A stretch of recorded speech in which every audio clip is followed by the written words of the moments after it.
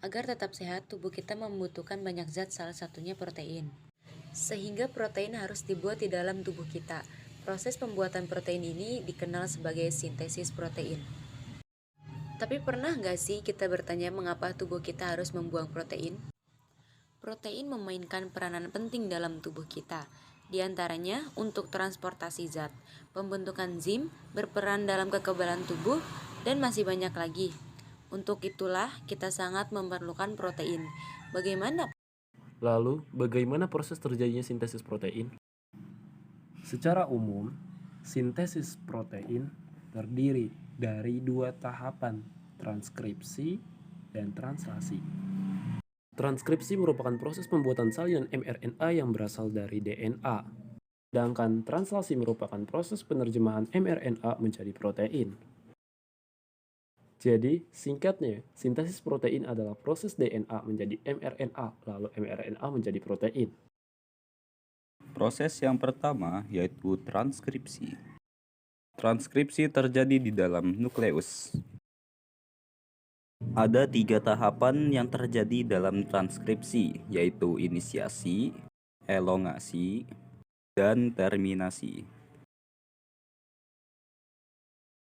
Saat terjadi proses transkripsi, DNA yang terkandung di dalam nukleus akan dihampiri oleh RNA polimerase. Inisiasi terjadi saat RNA polimerase melekat pada daerah promotor gen. Pada saat itu, RNA polimerase akan mulai membentuk mRNA melalui cetakan DNA template.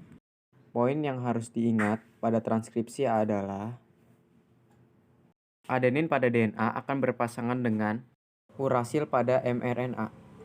Timin pada DNA akan berpasangan dengan adenin pada mRNA.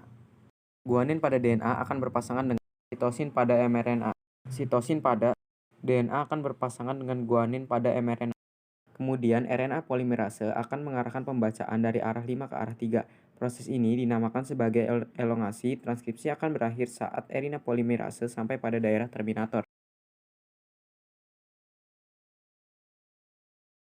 mRNA yang telah terbentuk mengandung urutan 3 basa nitrogen yang dikenal dengan kodon. Selanjutnya, mRNA atau yang dikenal sebagai kodon ini akan meninggalkan nukleus melalui pori-pori nukleus menuju ke sitoplasma untuk memulai translasi.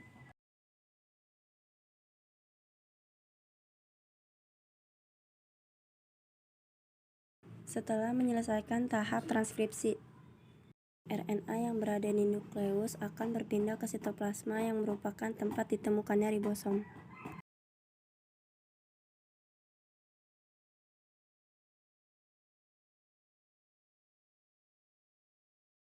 Hal ini dilakukan untuk melanjutkan tahap translasi. mRNA ini berperan sebagai cetakan untuk pembuatan protein. Sebagaimana kita ketahui, mRNA mengandung urutan 3 jenis basa nitrogen yang disebut kodon.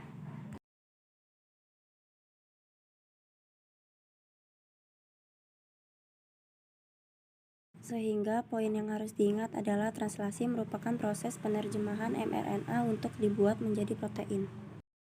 Pada translasi, A pada mRNA akan berkaitan dengan U pada tRNA. U pada mRNA akan berkaitan dengan A pada tRNA. G pada mRNA akan berkaitan dengan C pada tRNA. Dan C pada mRNA akan berkaitan dengan G pada tRNA. Sama halnya dengan transkripsi, translasi juga memiliki 3 tahapan, yaitu inisiasi, elongasi, dan terminasi.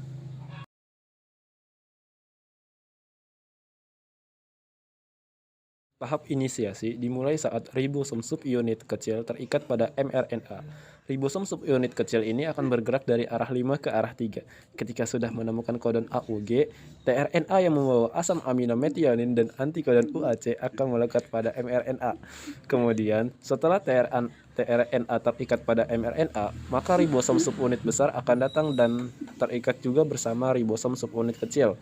Untuk melengkapi proses inisiasi, ribosom subunit besar memiliki 3 daerah, yaitu daerah A atau receptor site, daerah P, peptidyl site, dan daerah E atau exit site.